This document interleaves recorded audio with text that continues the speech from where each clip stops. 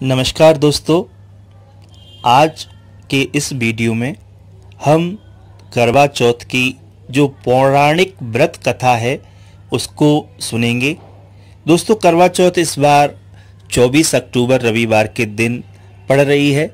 इस दिन महिलाएं अपने पति के लंबी उम्र के लिए निर्जला व्रत रखती हैं। तो यह कथा महिलाओं को ज़रूर सुननी चाहिए। वैसे तो कई कथाएं हैं, मगर जो पौराणिक कथा है वह दोस्तों आज मैं आपको सुना रहा हूँ। बहुत समय पहले की बात है। एक साहूकार के 7 बेटे और उनकी एक प्यारी सी बहन जिसका नाम करवा थे। सभी 7 भाई अपनी बहन से बहुत प्यार करते थे, जहाँ तक कि वे पहले उसे खाना खिलाते और बाद में स्वयं खाते थे। उस बहन की शादी हो चुकी थी। एक बार उनकी बहन ससुराल से मायके आई हुई थी। शाम को भाई जब अपना व्यापार व्यवसाय बंद कर घर आए तो उन्होंने देखा कि उनकी बहन बहुत ज़्यादा व्याकुल थी। सभी भाई खाना खाने बैठे और अपनी बहन से भी खाने का आग्रह करने लगे, लेकिन बहन ने बताया कि उसका आज करवा चौथ का निर्जल व्रत है और वह खाना सिर्फ चंद्रमा को देखकर उसे अर्घ्य देकर ही खा सकती है। चूँकि चंद्रमा अभी तक नहीं निकला है, इसलिए वह भूख प्यास से व्याकुल हो उठी है। मगर सबसे छोटे भाई को अपनी बहन की हालत देखी नहीं गई और वह दूर पीपल के पेड़ पर एक दीपक जलाकर चलनी की ओट में रख देता है। दूर से देखने पर ऐसा प्रतीत होता है जैसे चतुर्थी का चांद उदित हो रहा हो।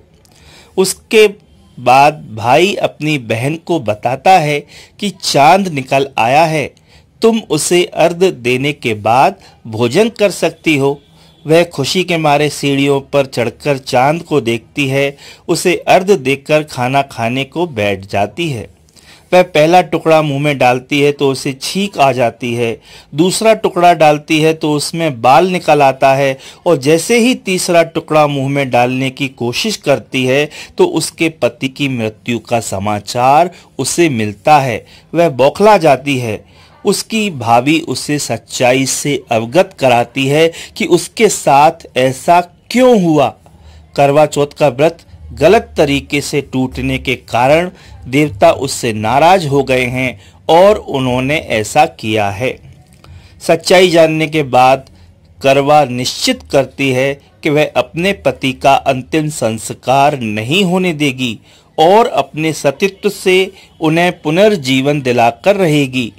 पर वह पूरे 1 साल तक अपने पति के शव के पास बैठी रहती है, उसकी देखभाल करती है। उसके ऊपर उगने वाली सुई नुमा घास को वह एकत्रित करती रहती है। 1 साल बाद फिर करवा चौथ का दिन आता है। उसकी सभी भाभियां करवा चौथ का व्रत रखती हैं। जब भाभियां उससे आशीर्वाद लेने आती हैं तो वह प्रत्येक भाभी से यम सुई ले लो, प्रिय सुई दे दो, मुझे भी अपनी जैसी सुहागिन बना दो, ऐसा आग्रह करती है।